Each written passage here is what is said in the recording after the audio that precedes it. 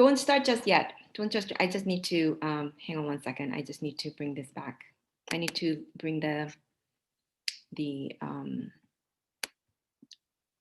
Facebook, the Zoom back, not the Zoom, YouTube. Please, 1 second.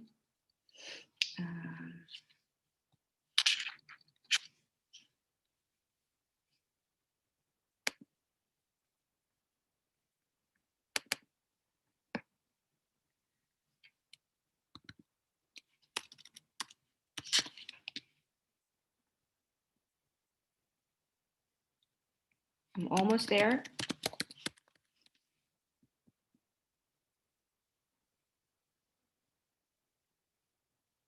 Okay, so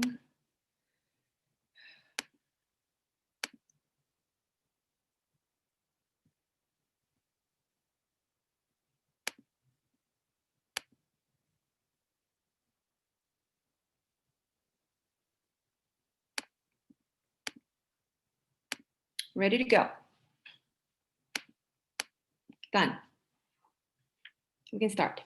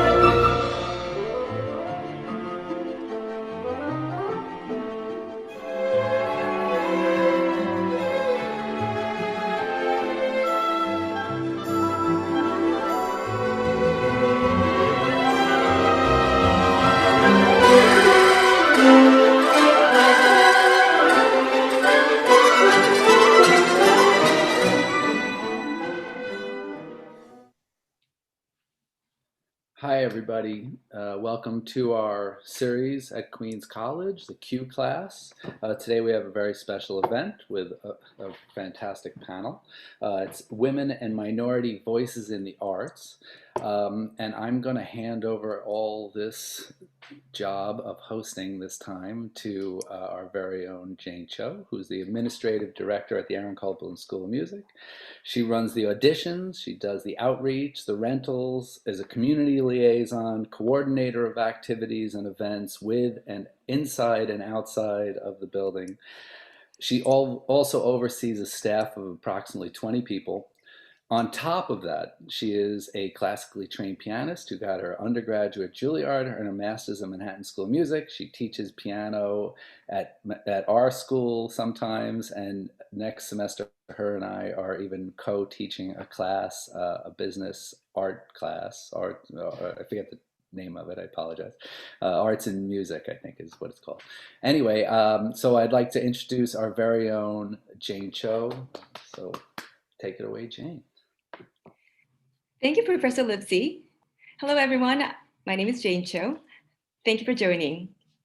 The music you heard in the very beginning was written by Lily Boulanger, led by Maestra Joanne Falletta, and performed by Women's Philharmonic. It is a rare opportunity that you hear an orchestra performance entirely led by women.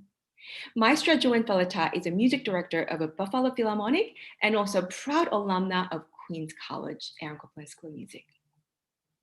Before we begin, I would like to thank our technical team, Justin Tricarico and Carlos Ponce. Thank you for your support. Also, the members of Queens College Communications team, VP Jay Hershenson, Leslie J, Georgine Ingeberg, and Andy Poon, as well as Ifad and Terry and Kathy Zimi at the Alumni Office. We are grateful for your support. So we are here to discuss a very important topic, the lack of representation of women and people of color in the arts. It's actually in all industry, but we will focus our conversation in the arts this evening.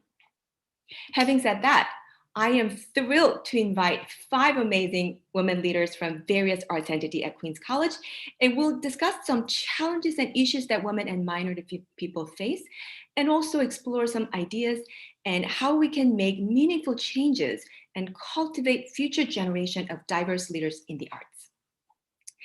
And please join us for a Q&A session in the end.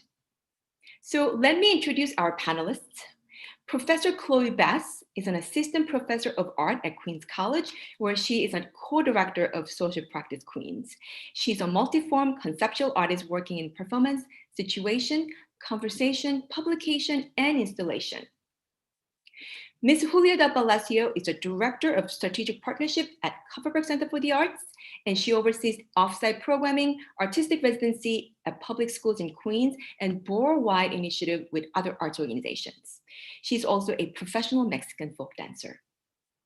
Next, we have a Professor Megan Healy. She's a chair of Drama, Theater, and Dance Department at Queens College, and she's a costume designer specializing in new plays and experimental work. And we have Ms. Maria Pio, who is a co-director of the Godwin-Ternbach Museum, where she oversees education program and museum administration. She brings her expertise from Metropolitan Museum of Art, where she worked for 6 years, and the College of New Rochelle. And finally, we have Dr. Emily Wilborn. She's an associate professor of musicology at the Aaron Copland School of Music, as well as the CUNY Graduate Center. She is the editor-in-chief for Women in Music, a journal of gender and culture. She also serves on the editorial board of the Journal of the American Musicology Society and Women's Studies Quarterly. So my first question goes to Professor Emily Wilborn. So Professor Wilborn, as a musicologist, perhaps you can share your perspective as a historian. Clearly, women and people of color contributed so much in the art in the past, but why is it that we do not see so many historically known women composers, women conductors, and lacking diversity in music? Thanks, Jane. I mean, that's a really great question. And one of the ways that we have to answer it, and I'm going to try and be concise because as anyone who's taken a class with me knows this is something I can talk about at great length. But part of the problem is really the lack of women and figures of color in professional situations historically. Now, most of the music history that gets taught is the history of Western art music, because that is the music that has a notated tradition, and therefore it is an easier music to tell the history of. Unless something is preserved in some form, it's really hard to give any kind of accurate historical account of what happened. And that means that European music, which had a notated tradition that was very clear and became increasingly precise over the last 1,000 years, is much more heavily represented in music historical study than any other genre.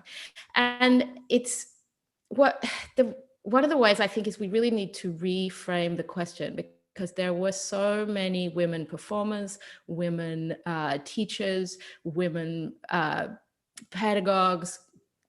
There were women composers, but there always have been women making music. The problem is that women were not, in most parts of Europe over the last 1,000 years, which is the period that we have a history for, women were regularly excluded from publicly held positions. But prior to the institution of the bourgeois family, most people who weren't in the upper echelon of society were actively working as part of a larger family unit or as some other situation. And women were no different. And so there were music making itself was an artisanal practice that was sort of shared primarily among families. And if we look at any of the important musical families and dynasties of the Western music historical past, we see many, many women musicians. Francesca Caccini, Settima Caccini, they're two daughters of Giulio Caccini, and were really involved in the integral first round of opera. Mendelssohn, we have Felix Mendelssohn, but we also have Fanny Mendelssohn, his sister. We have Clara Schumann. There are so many women, but every time they get taught in history classes, it's almost taught as if it's and actually there's a woman here, rather than saying, no, there are hundreds of women here. There are many, many women that are involved in these practices. Their names just aren't necessarily recorded because they were not the professional head of the family. I've written on the Comité dell'Arte a lot, and there's this incredible document that survives from the actor who was also a singer, but mostly an actor and a playwright, Giovan Battista Andreini. It's this credible document where he had to prove his financial independence from his father, which was rare. He was in his 40s and he wanted to prove his financial independence from his father. And so he documented all of the income that he had made, which included item after item that had been earned by his wife and by his children. And all of that got classed as his income and his like professional figure, whereas it wasn't all done by him. There's work by the scholar Christine Généré looking at the music manuscripts that survive of the really famous integral opera composer Francesco Cavalli, and a whole lot of the manuscripts are written by his wife, who was a professional music copyist. Same thing with Johann Sebastian Bach. A lot of his music is written in the hands of Anna Magdalena Bach, his wife, who was a court singer and a musician. Then she married him. They had 13 children. She spent most of her time teaching those children music, looking after the children, but she herself was an excellent professional musician.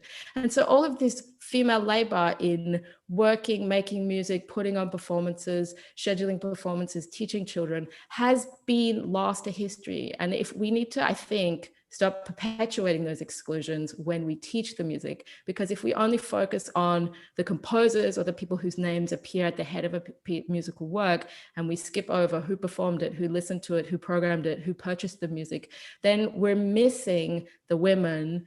We're like missing the forest for the trees. I mean, one place that we can see this sort of start to get a sense of this huge underbelly of women's labor is if you look at music publishers.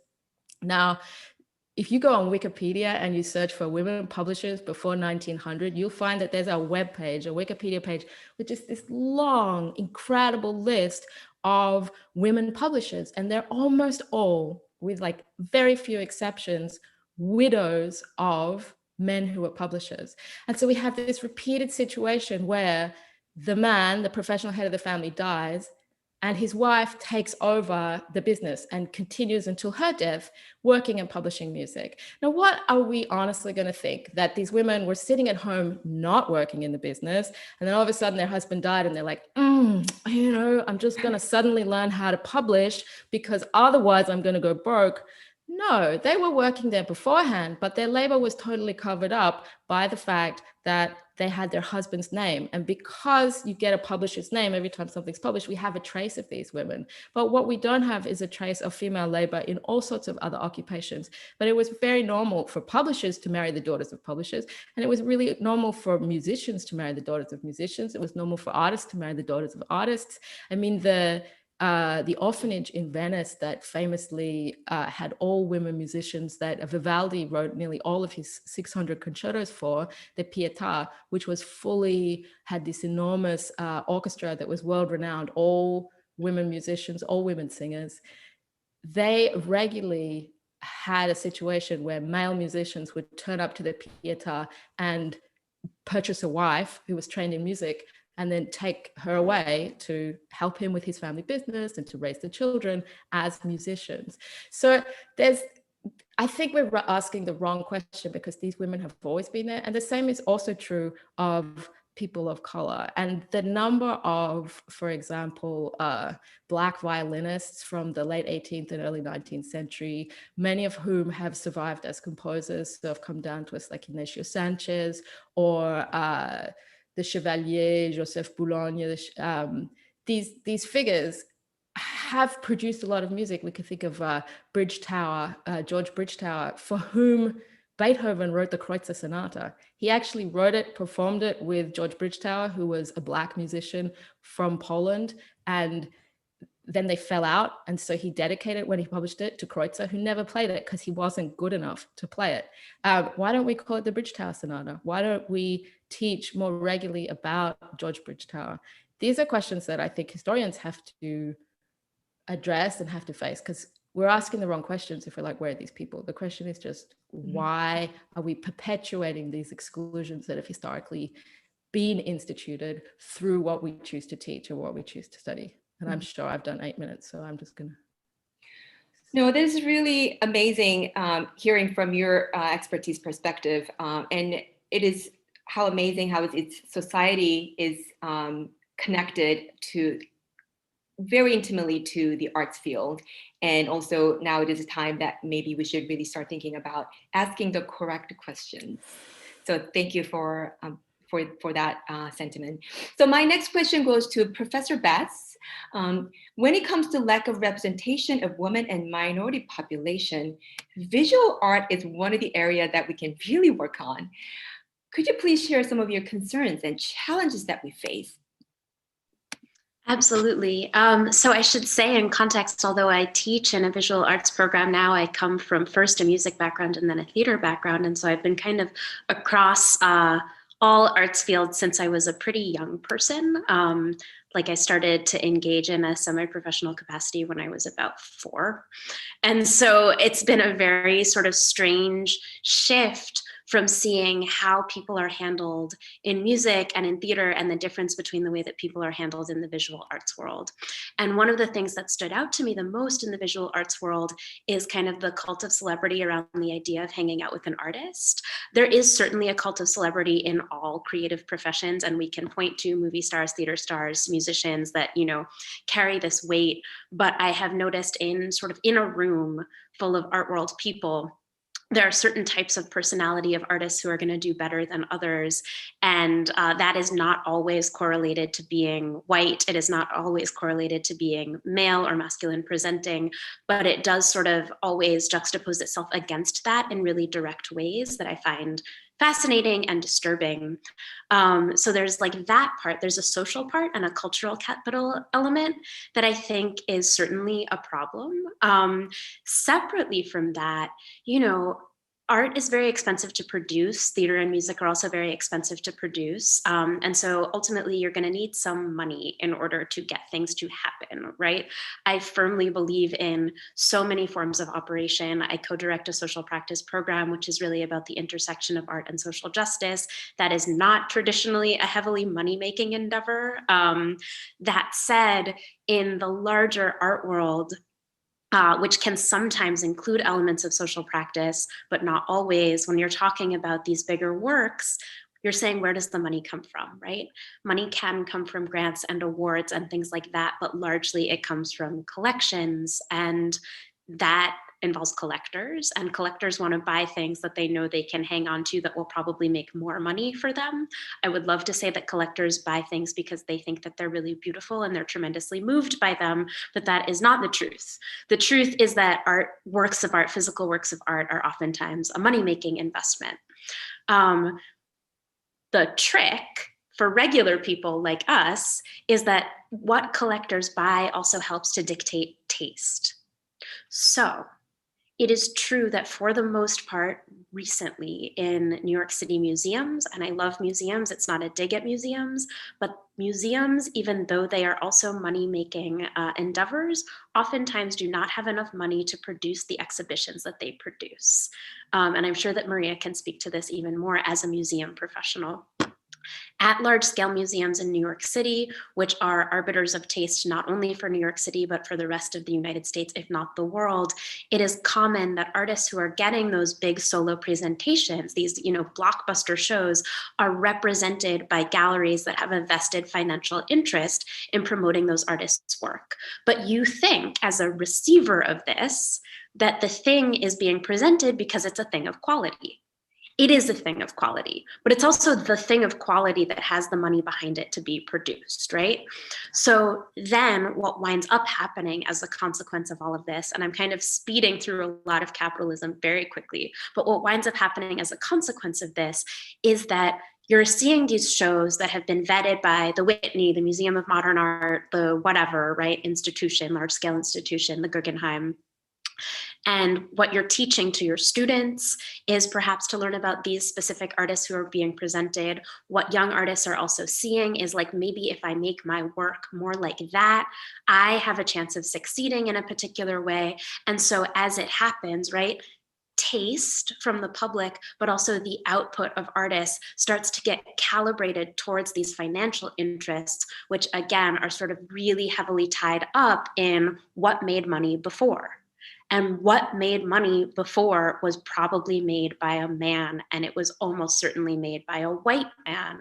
So even if we're presenting women artists, artists of color, and like as a woman artist of color, like honestly, forget it, right? Like that's a whole other situation that I am in all the time, but still wrapping my mind around. Those tastes, even in someone like me, have been shifted towards a white male perspective. So it's a question not only of like direct representation, which can be nice, sure, but also like how do we undermine these really insidious taste values that have been instilled so that we can see that other forms are of value, whether you want to think of that as financial value or aesthetic and kind of cultural value, or maybe both. Thank you. Wow. We just covered so much, and we just basically didn't even cover everything.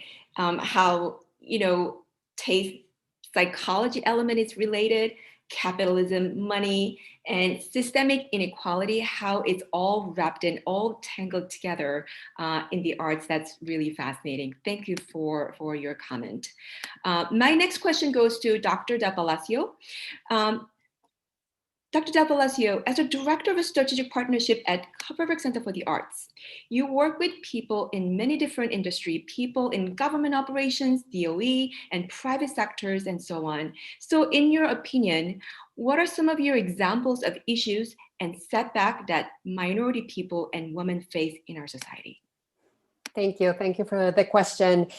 I would say I'm going to talk about maybe 3 examples that I think affect women and minority women in particular, but I think all women in all of society, not only on the arts, but also I would like to point to some of what's specific about the arts that creates, I feel, a sense of like, these are the specific setbacks that we as artists and our arts administrators, arts professionals are facing.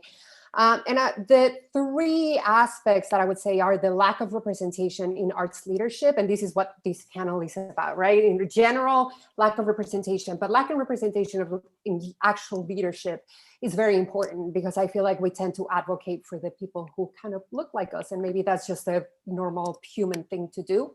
And so as long as there are not enough women leaders in the arts, we're still going to be kind of like lagging behind. I will say the next thing: women are not getting paid enough. They're getting paid much less than men are, and I will talk about that more in a second. And I would say that arts, the third topic I would say is that arts and arts nonprofits sometimes have kind of like a blurry sense of like job responsibilities, what each job entails. And many people, like most of us, end up wearing a lot of different hats. And I feel like a lot of times women, minority and non-minority women, end up wearing more hats than men. And we maybe sometimes tend to offer our like services or our skills or our time or our capacity. There are many reasons for that, which I'm not going to get into, but that blurry line between like what's your job, what's mine, kind of makes it hard for us to fight for certain things, like, for example, a higher wage, because wait a minute, is that really my job? I'm kind of doing it, but it's not really, like, should I be getting paid more? I don't know. So I would like to, when I was invited to this panel, I started doing a little bit of research, especially on wage disparity, I would say, because it's a topic that I find particularly relevant and something that, as long as it's not resolved, there will not be equality in American society anywhere, because as long as we're getting paid less than men are for the same jobs, we are lagging behind, because we can't pay our student loans at the same rate. We can't save money at the same rate. We can't do this, we can't do that, because we're just not getting paid enough. So I'm going to be throwing some numbers at you just to, give you a little bit of context. According to the National Endowment for the Arts, female visual artists earn 81 cents for every dollar made by male artists. The Association of Art Museum Directors and the National Center for Arts Research surveyed over 200 museums and found that women directors of art museums earned 73 cents for every dollar that male directors earned. And then there was this research published in the Sage Journal in 2016 called An Asymmetrical Portrait, that already is telling you something, exploring the gendered income inequality in the arts, and reported that women in the arts, writ large, make about $20,000 less than men per year. That's mostly, the visual arts, but the same applies for other fields such as dance and theater and the gig economy. Of course, women musicians end up getting paid less than men musicians. But with all of these said, I would just add that women in the arts are faring a little better than women in other industries, where they sometimes make a staggering 54 cents for every dollar that a man makes. So there's that. And of course, women of color make even less money than white women. So there's that too. So I was reading about this and found that if the rate at which the gender pay gap the gender pay gap has been closing between men and women has been closing since the 1960s. Not fast enough, in my opinion, but it has been closing. But if it continues to close at the same rate as it has been, white women won't receive equal pay until 2059.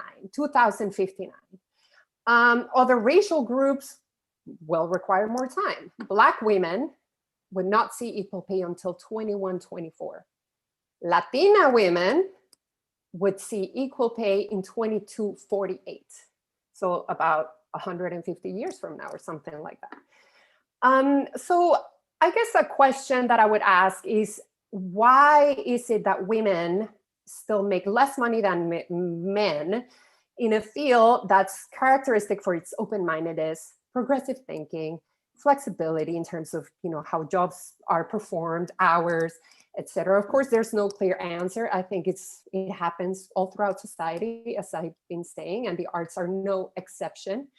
But I would say that part of it is that we don't have a set value system for what how arts nonprofits operate on there. In that, what's the value that we assign to all these hats that we're wearing, right? Each hat is valued in a certain way. So how are employers valuing that hat? But mostly, how are employers valuing the people who are wearing those hats, right? And now another setback that we're going to be facing, of course, is the pandemic. Because, of course, those of us who still have jobs, oh my God, thank you. Of course, we have to be grateful because many more are suffering so much these days. But I'll be curious to understand how this new lack of opportunities will translate into stagnation of wages. Of course, because organizations are working on their very limited resources, and so we probably won't be getting any raises really. And who's going to be getting the raises? And also, anyone who wants to move out to move up, just to start making more money someplace else, will have nowhere to move out to. So we'll see what that brings. So definitely a setback. So I would say that, and I know we're going to talk later about what's next, what are next steps, and trying to also give it a positive view to all of this. But I would say what's most important and what would lighten our load, these setbacks that we are facing every day, is that we need men to be allies. We need men in the arts world, especially because they're progressive, because they're open-minded, because they're flexible. We need them to be active allies and fight for us too. Because since there's a lack of representation in leadership, and there's more men leading arts organizations, if they're not fighting for us, then we're fighting with with disadvantage already. So, I mean, I could go into specific examples of specific setbacks, but I think that this is more like a global perspective of what we're facing in the arts. That's not much different from what women are facing in every other industry in this country. Thank you very much. Thank you especially for doing that research. If you put it in data, that brings a scientific lens to it, and also adding the pandemic that brings the challenges, on top of already deep related issues that we face. So thank you for that sentiment. My next question goes to Professor Healy. When we had our initial conversation a few weeks ago, you mentioned potential challenges of women entering the workforce in their early careers, and also there are some negative and potentially abusive practice during the process. Would you be able to explain that a little bit? Yes, thank you. So my colleagues have so very nicely set up all of the hierarchies that exist in these industries that contribute to these practices and mentalities. And I'm going to touch upon something that each of them has said. I want to touch upon what Julia said, which is people come into the arts usually because you are driven to do so by a deep passion to create. You expect that you're coming to an industry that's open-minded.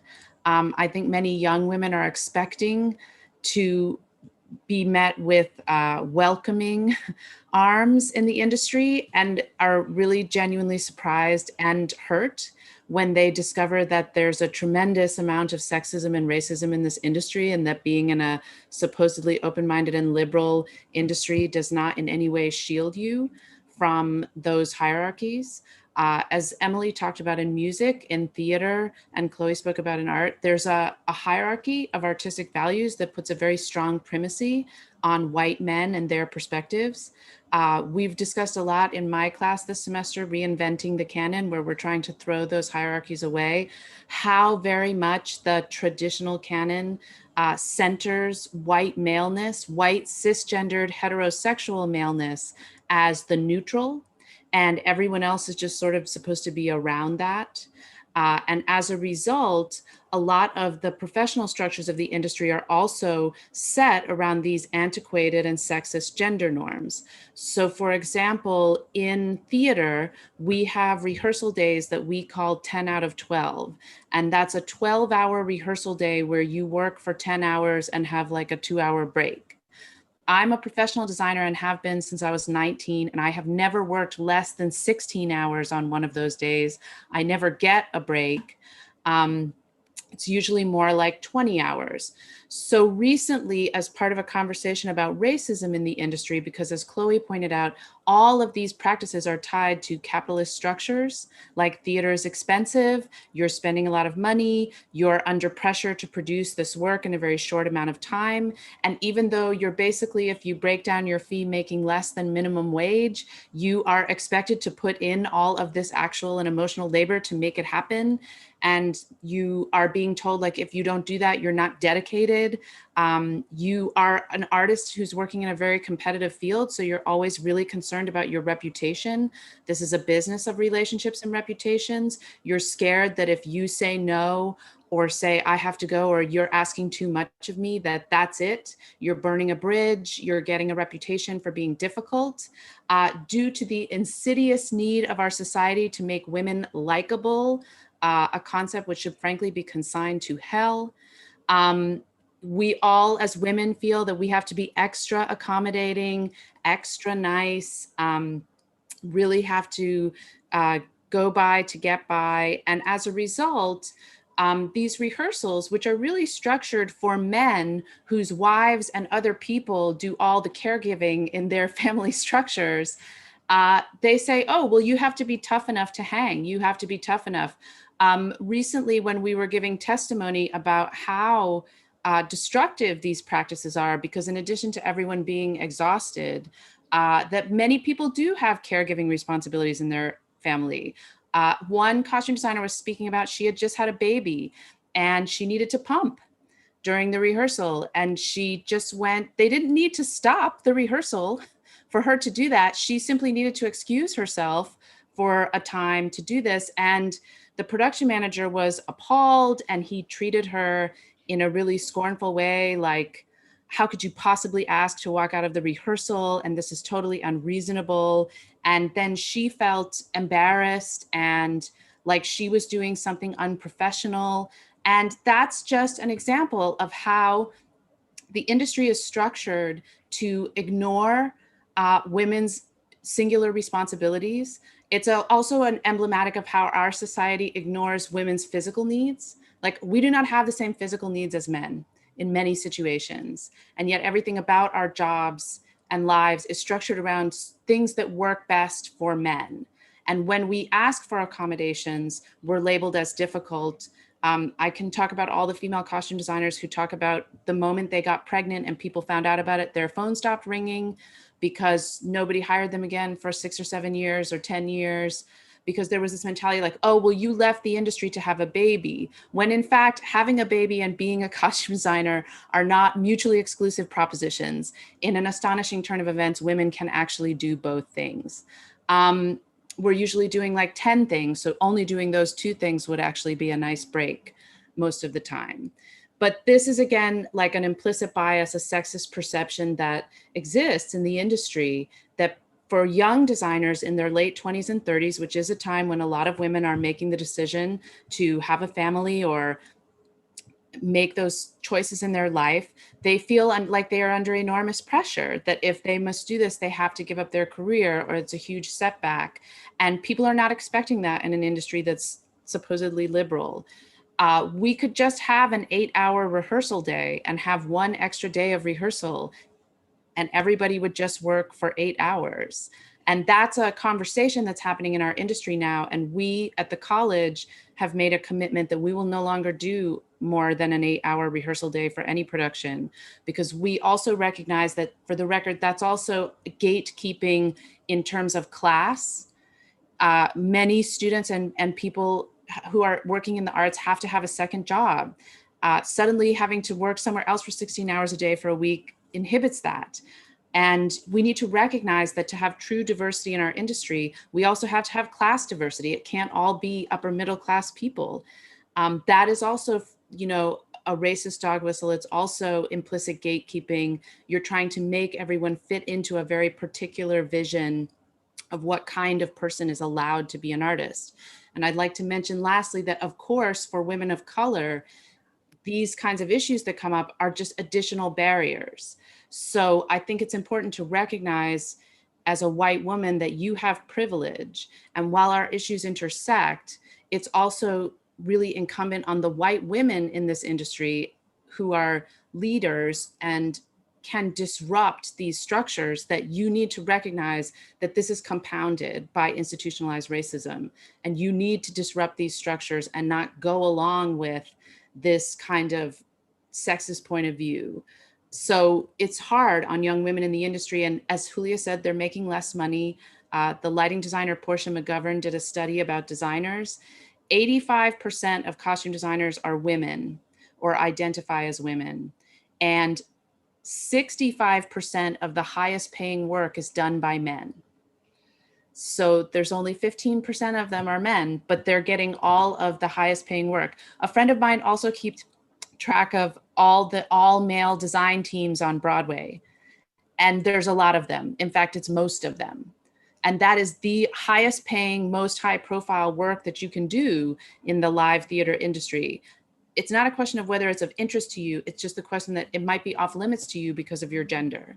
Like, you're competing for a very, very small fraction of the work. And so all the things that my colleagues have spoken about, they compound so that when you actually go into the industry, you're facing all of this pushback, in addition to it being a competitive career and a dream job and your talent and all of the other factors that you're trying to work against to succeed in this industry. So it's really important to recognize that we need to disrupt these structures. It's not really benefiting a lot of people.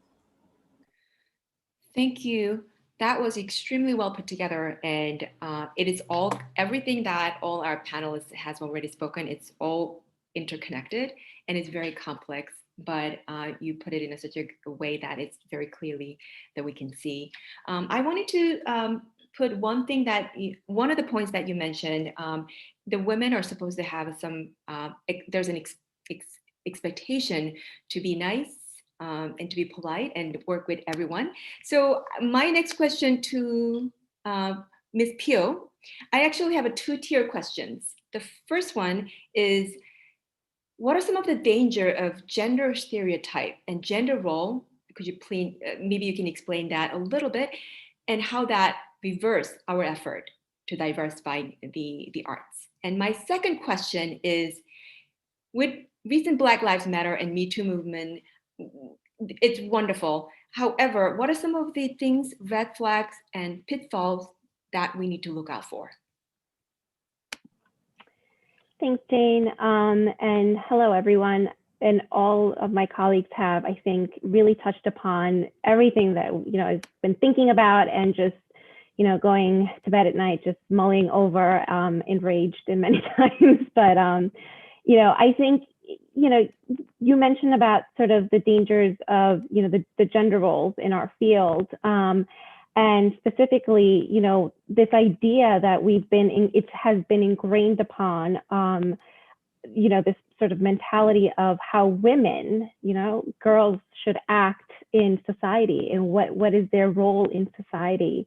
From very young age, girls are taught that, we have to be polite, accommodating, whereas boys are generally taught to be, bold and strong-willed, and, and there's these sort of dynamics that are at play. So as we grow old, as we're growing up and growing older, going through college, getting our first jobs, one of the things I started to notice, in particular in museums, which has been sort of my field for a couple of years now, is this idea of overusing apologetic language. And particularly things I've seen, and mostly where women are doing this, where we are apologizing for things that generally don't deserve an apology, don't warrant an apology. Things such as being in a meeting, finally getting your space to actually sit in a meeting that, you have a lot to say. And then when, the questions, and answer portion of the meeting comes up, the first thing you say is, oh, sorry for, maybe a stupid question. I'm sorry for asking this, but, and then you ask your question, right? As opposed to saying, that was interesting, this is my question, and being sort of more assertive, right? So this is what we're doing without even thinking, even in email, saying, writing an email and just apologizing profusely for things that, really, it was fine. Like no one even noticed, no one would have questioned, right? It's one thing to be, of course, polite and to do that, but another thing is to just overly be doing this in this environment. And I feel like we have been doing this more and more so, and I catch myself doing it all the time. It's something that I need to rework my brain to do, to undo these things. Because what that does is eventually when we're thinking about going and asking for a raise, for a promotion, we are sort of going through our thoughts and thinking about like, why do I deserve this? And at that moment, your confidence just starts to come down, and it prevents you from moving into a higher position. It prevents you from getting that ask that you deserve, right? As Julia mentioned, we wear so many hats in the arts in general, and in the museum world. It's you don't get, you don't have just one job, you do many jobs. And you know your value, you know what your self-worth is, but there's always this questioning of, am I asking for too much? Am I doing this in a way that maybe I should, maybe I should start here or start there, where it's what we really should be asking. We should be a little bit more straightforward.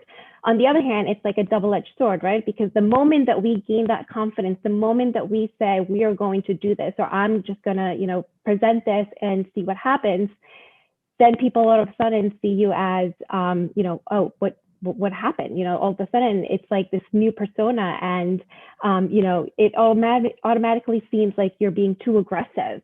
And what are you trying to gain? And then your colleagues, right? Even other women may start to see this.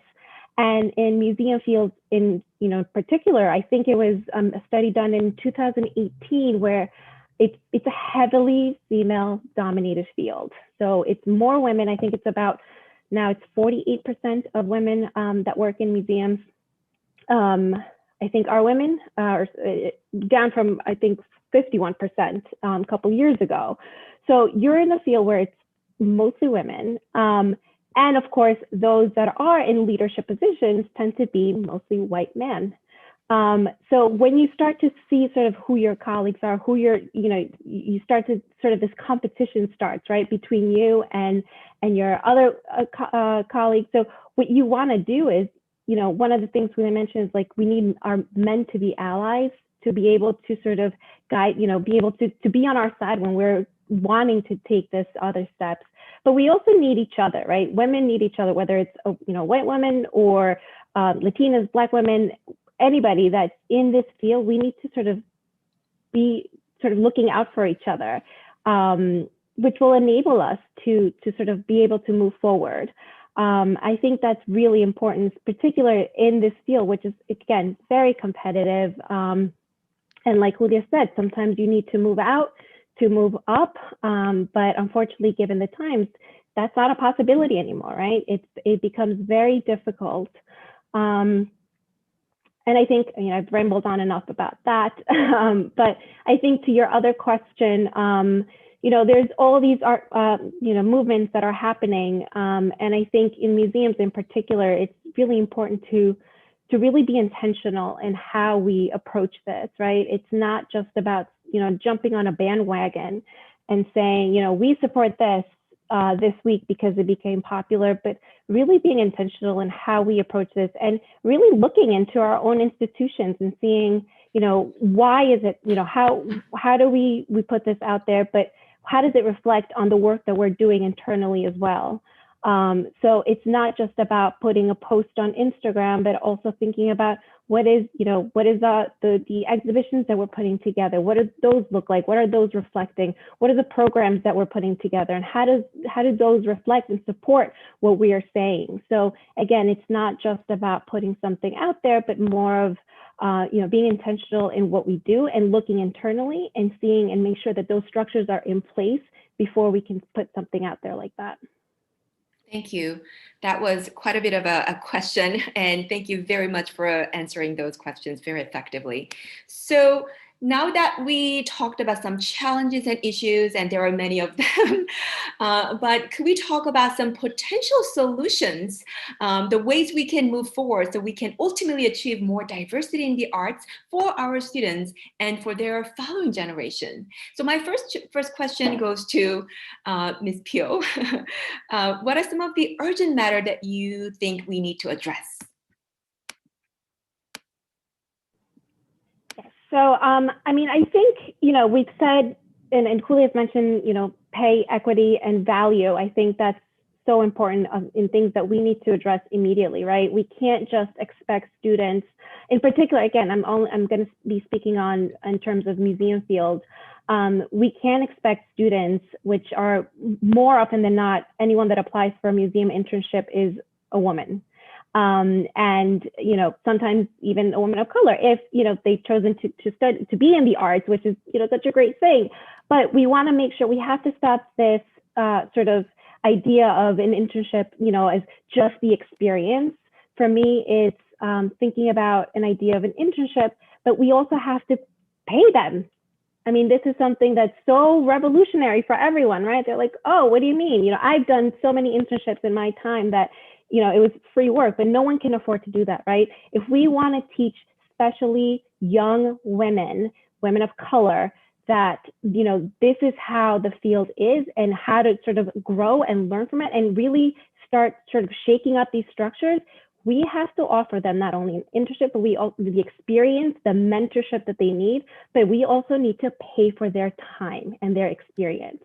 I think that needs to be one of the things that we need to start changing, is really valuing the time, their expertise, and the work that they're doing for us. We can't just, say, we'll offer you this experience, but it's, you have to come in and give us, 20, 25 hours of your time through the run of this, and just expect free work. So, for me, I think that's definitely one. And, that'll also hopefully start to create more diversity, right? Because now this could be a part-time job maybe. And it's not just, let me see if, between school, between a job, if I can make this happen for myself. If this could take the place of perhaps a job that, they may be doing. Very powerful. Thank you very much. I'm moving on to Professor Healy. Could you please give us some examples of ideas and realistic efforts that we can implement to empower women and students of minority background, please? Well, I want to say that I think the biggest misconception about diversity is that it just means having a bunch of different kinds of people in the room. That's not meaningful if you are not honoring who those people are and what their lived experience is, and actually making them feel welcome, like they are allowed to speak their truth and that you're recognizing the validity of that truth. We need to really work on breaking up white fragility and white supremacy, and also the patriarchy. We need to disrupt. So arts institutions, as Maria said, they first need to look at what is in their programming. What are you presenting as a point of view? Like, what are you really presenting and saying? Who works at your organization? Who is the community that you are serving with the work that you are doing and creating? Does what you are doing and creating truly reflect the community? And I want to say that it's really important when you work in the arts that when you start to come up in your career, or if you have power in an organization, you need to take ownership of your power. You need to say this, like, instead of saying, wow, that was so sad that I witnessed this sexist thing that happened. Great, that's very nice. I'm glad that you're sad about it. But you need to identify, do I have power to disrupt this? And you can even start by, if you see something sexist happening, just saying, hey, that's not right. And call it by its name. Say, this discussion is sexist, or the conversation we're having is sexist. We need to change our perspective. Like, disrupting, stopping things from happening, not just passively watching them happen, and then identifying what the problem is. If you see that you're in a meeting and all of the men are talking over a woman, which happens to women all the time, you actually need to make space for that woman. You need to say, hey, I think that this person has something to say. Amplify what that person is saying, not steal their idea and like say what they just said in different words, which is my least favorite thing when men do that. But actually say, I believe this person had something important to say, or I want to amplify what this person is saying. I think this is a good idea. Be supportive. Make sure that everyone's voices are heard. You don't have to be the most powerful person in your organization to do this, but these are powerful actions. And the piece of advice that I discuss with my students, which I think is so important, is we must learn to listen, like to listen deeply, to receive other people's lived experiences. And that doesn't mean somebody talks and you hear them, but like to actually really listen and take that in and not respond, like to stop whatever reaction you're having and just really receive someone else's truth is sometimes the most powerful and life-changing thing that you can actually do, because then you're going to feel empowered to respond to that truth. I agree with what Maria said. We need to pay people. We need to teach students that their work has value, and that as artists, you're not doing things for people as a favor, or my personal favorite, exposure.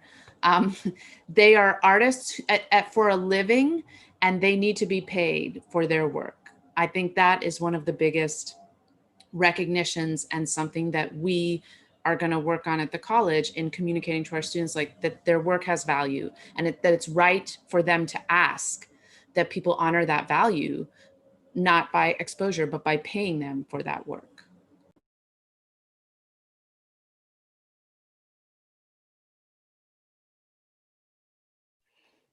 Sorry about that. Can you hear me? Okay, thank you. Sorry, there's a fire truck and I need to mute myself. So Professor Healy, that was really powerful. We need to speak up and also listen, and also do something about pay inequality. So I'm trying to keep everything in time. Professor Wilborn, you mentioned earlier that the liberal arts education for students is very important. Why having a broad liberal arts education is an important element of diversifying the arts? You know, we are living in a period of really extreme income inequality. Possibly, I read one place that said we have the largest income disparity right now that we've had since the 17th century, which stuck with me because I mostly studied the 17th century. And I joked to my students at the time, well, that's good. Soon everyone will have private orchestras in the 1% and everyone will have jobs again. But what really worries me is that this huge income disparity is going hand in hand with an increased professionalization of tertiary education, such that people are taking college degrees because they're required to have a college degree in order to get into any kind of like starter quote unquote job, but that many of these degrees are becoming increasingly aimed towards commerce or economics or business or whatever it is that is supposedly going to get this person ahead. And that is contributing to a mindset and an educational reality in which the arts itself has become a luxury item that becomes available only to the person that can do a liberal arts degree, that can take 4 years to do a degree that doesn't necessarily translate. And you know, people always saying the jokes like, what are you going to do with your arts degree? With that and $2.75, you can ride the subway. You know, we have to re-envision what we're educating students to be. And I'm sure that everybody who's in this call is already on the same page, but like the ideal of a liberal arts education was it educated people to enjoy their life and be able to really appreciate literature, to be able to appreciate music, and maybe appreciate is the wrong word, but to feel ownership over these real pleasures and delights of life and to be responsible citizens. And I feel that the increasing bifurcation of tertiary education is creating one class of people who are supposed to be cogs in the wheel, who are supposed to have the jobs at Chopped, making the salads for people, and one class of person who's supposed to stand on the other side and get their, you know, get their salad to go back to their building, or the kind of person that can work their white collar job at home on Zoom versus the kind of person that has to keep going to work because what they're doing is keeping the subways running for the few people who are still using it. And so I think that there is a real importance to what we teach, and we have to be really sure that the kinds of citizens that we're helping to produce with our teaching and with our college education in the arts are the kinds of citizens who feel an entitlement to all of the history and all of the present moment of art production, whether that be theater or visual arts or music, or going into a museum and feeling that the art belongs to them as much as it belongs to anyone else. And so I think that question of like, who are the citizens and what kind of citizenship do we want them to have in the world is, if we're in an arts department and these are the future of our world that we are helping to shape or to mold in some way, I think that our curriculums need to reflect the kind of future that we want to see in the world. And that's a diverse world. It's the world I want to see is a better, more, where the power is shared much more equally. Yeah. Thank you so much. Very, very interesting. Professor Bass, in your view, as an artist and a professor, what can we do to counterbalance the inequality, underrepresentation of minority students and the artists? It's a complicated question because I think also a lot of the ways that our school operates and that all schools operate is kind of deeply embedded in all of these values. You know, I had a conversation with the chair of my department, who's a lovely person, but also, it should be said, a white man. And I adore him. I adore working with him. I am not just saying that for the chat. I think he's great. But the conversation that we had was a very abstract one about what happens when full-time professors go on maternity leave. And it has not come up in my department before. So that was interesting to me. I am not necessarily planning such a leave, but in terms of thinking about, you know, long-term job like that is something that could come into play. And I work in a department where actually quite a lot of full-time people are women. So I spoke with one of them about it, and she said she's been working at Queens College since she was in her early 30s, I believe. And she said, honestly, she had never considered that it was possible to do both. She was being honest with me, and that broke my heart. So she didn't do both. And so also there's like a bell going in the background. I apologize. There's nothing I can do. So, you know, it's hard to say, like, what do we do to empower students at the same time as we're sort of like being told these truths about who we are and what we can do within the context of a workplace that is a school that's really deeply limited. I know for my own part, you know, I work in a studio art program, but I'm also teaching students that there are a lot of different art worlds within the art world. And as a person who is primarily a practitioner and not an academic, I can say I do know what I'm talking about in a very active everyday level in terms of contemporary art world behavior. And that makes me feel good. But the question that I ask people a lot is really, what is the best venue for your specific work? Because if we're trying to get students to all operate within a formal museum or gallery framework, that is, first of all, oftentimes accidentally pushing them towards a sort of dominant white position for all the reasons that so many people have talked about really eloquently over the last hour. But also, it's not truly the best place for everybody to show their work. And I want to talk about other spaces that have value for presentation and that can be supportive to different types of practices as equally good, as equally worth it, and certainly as honest to a lot of people's practices. And I hope that by doing that and by exposing people to a variety of outcomes, as well as a variety of styles of making work, that that will allow for more voices to be present in the room. But right, I do sometimes feel like a hypocrite, if not like a liar, because there's always a lot that I'm not saying that's happening in the same rooms where we also are. Thank you, Professor Bess. Thank you for being so honest, and for all the panelists, really speaking from your heart. It's very powerful. So my final question goes to Dr. Del Palacio. We only have, actually, we're running. If you could please maybe comment on just a few seconds. What are some of the ways that we can empower all women, all people of color, and ultimately, really, everyone, so everyone can benefit? Sure, I'll be brief. And I just want to piggyback off something that Megan said, which is we in the positions in which we are with certain influence or certain position to be able to speak up, I think there are many things that we can do. One of them, of course, and that's something that Maria also touched upon, is the programming. We need to program with the community and not for the community. I don't think that we need to keep sort of keep presuming that we know what the community wants. We need to get their feedback. We need to program with them side by side. We need to point out to when cultural appropriation is taking place in the same room, when the objectification of art done by people of color or by women is being done by artists from the past, when they're being objectified. We need to point that out. We need to be informed about government policies regarding wage inequality, about inequality in the workplace. We need to be informed about the legal protections that we have in the workplace so that we can advise our students or our reportees where, they have protections to a certain degree, for sure. So we need to know about those.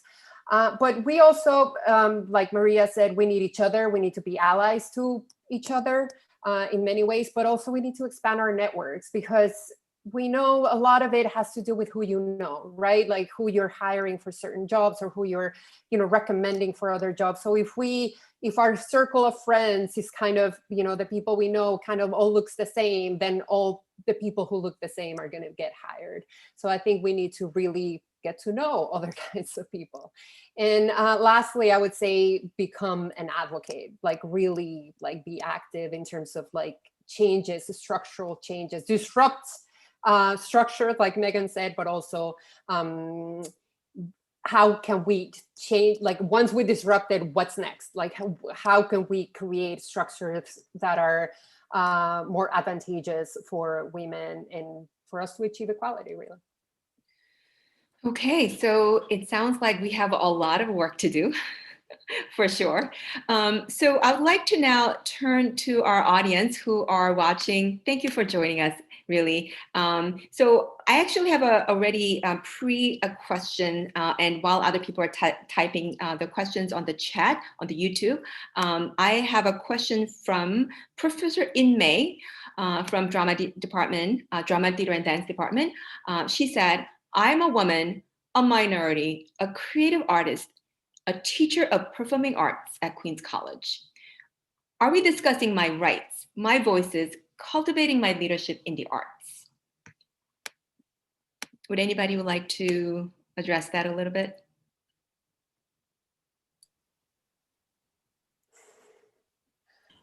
Well, I wasn't gonna address it, but like, let me own my power. Obviously, I'm Yinmei's chair. So Yinmei works in my department and she is the director of dance. But her question is a really good one. One question is, how are we cultivating our performing artists and other kinds of artists at Queens College? Do female artists who work at Queens College who are practitioners feel supported? I will comment that, like Chloe, I'm really a practitioner. I'm not a scholar of other people's work. I'm a practitioner, and academia is not always really structured to support practitioners. You go into the room and people really don't understand what you do or how to guide you. I think Yinmei was a real trailblazer in our department, as she is a world-renowned choreographer, and other people who'd been tenured in the department really were scholars or worked on a different level. So I think she faced a lot of challenges. And again, additional challenges as a woman, additional challenges as a minority. So I would put it out there that I think that it's something that we're working on, but it's very imperfect. And especially for those of us who are practitioners, academia is simply not structured for us. And then when you also layer on that you're a woman, and if you're a woman of color, you also layer that on, you just face so many challenges. But I also think that just saying that out loud and naming that that is an issue is super important, because I've sat on the committee for tenure and promotion and, you know, seen how they talk about other practitioners. I've been up for tenure and promotion, and like, obviously I wasn't in the room for that and experienced that. So I think that having more mentors within CUNY and within academia of women who have succeeded in these arenas is super, super important, because especially for those of us who are practitioners, and the New York Times just did 2 huge articles about how women in academia are falling behind because of our responsibilities at home under the pandemic circumstances, and that we are really facing a serious crisis of women being failed to promote women or not succeeding in their research component of their career. So I don't have an answer for Yinmei, but I'm glad she raised the question. And I want to say that her concern is really valid, even if you are a Guggenheim genius, which she is, that you face these kinds of challenges and prejudices. Thank you, Professor Healy. So I actually discovered one question from Professor Edward Smaldone from the Aaron Copland School of Music. He's a professor of composition, and he's also been a longtime chair before Professor Lipsey became our chair, and Professor Schober also previously. So he has question: how can a white male help or partner with the woman and POC? So I want to know how I can participate in a moving needle in a positive direction.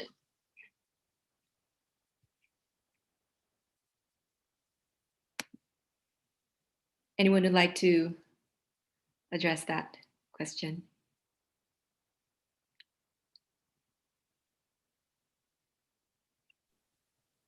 I mean, I think there's a lot of things that anybody can do if they're interested in helping out, but like, maybe the first way to think about it is not as helping out, but just as like doing what we normally do. Because the thing about helping out is that it's actually really exhausting. Like I am able to, like, I'll just use an example from my personal life. Like, I am able to help out my mother, but if she expects me to do it on an everyday basis, I become irritated with her very quickly because she's my mother, but also because I'm like, no, this was helping, this was extra. And like, this is not my everyday life.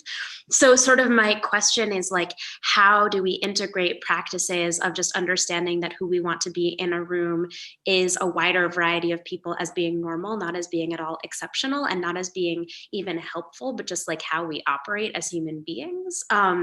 So I would say like that is one thing. So it's not to critique your language, but it is actually like an emotional shift that is meaningful. I would also say that like a lot of times, even when we want to increase so-called diversity or perspectives in a room, that those perspectives are being maybe gathered from people who look like me, but presented by people who don't. And I think that there's a lot to be said to allow people to present their own opinions, experiences, knowledge that has been geared through research, through scholarly expertise, but also through like personal life in ways that should be presented by those people, because we are as human beings generally moved by what we see and what we hear and the ways that we see and hear it, right? All of us are coming from creative backgrounds, so we know this, and sort of allowing that not to come from the mouth of somebody who has not had that experience, and so is also less equipped to answer questions in the aftermath, but also is like less visually or sonically compelling to tell those stories, I think would be a really good way to go.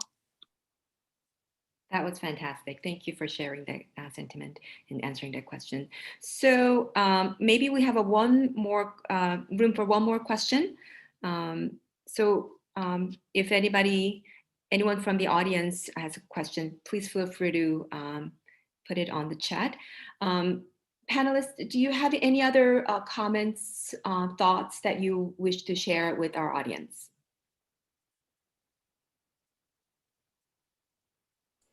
I would say something that I think is kind of more like an open,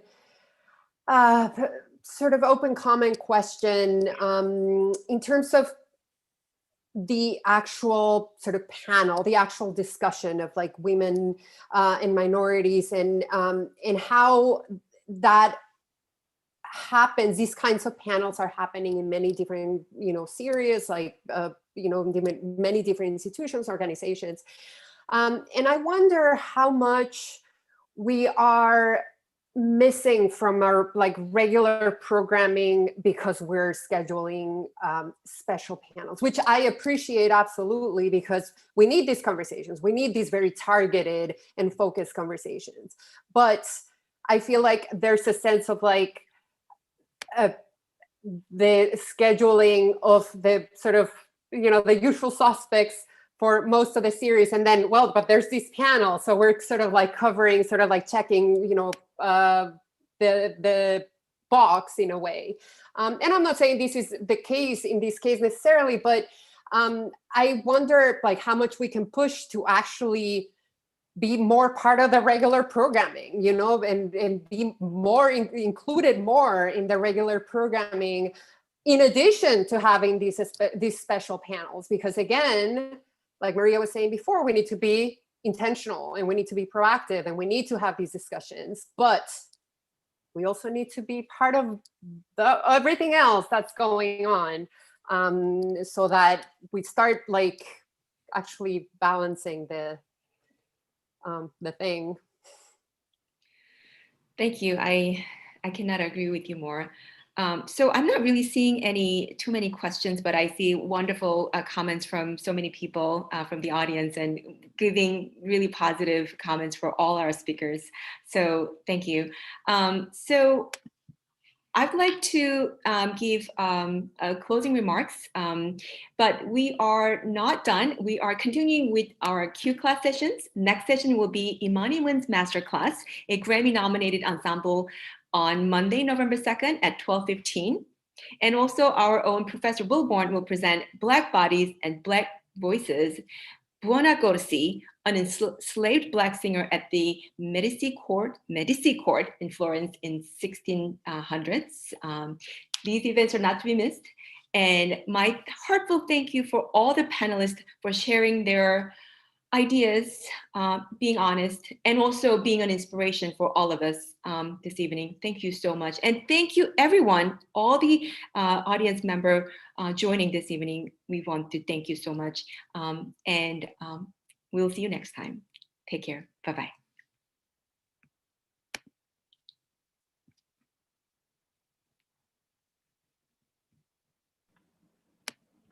Thanks, Jane.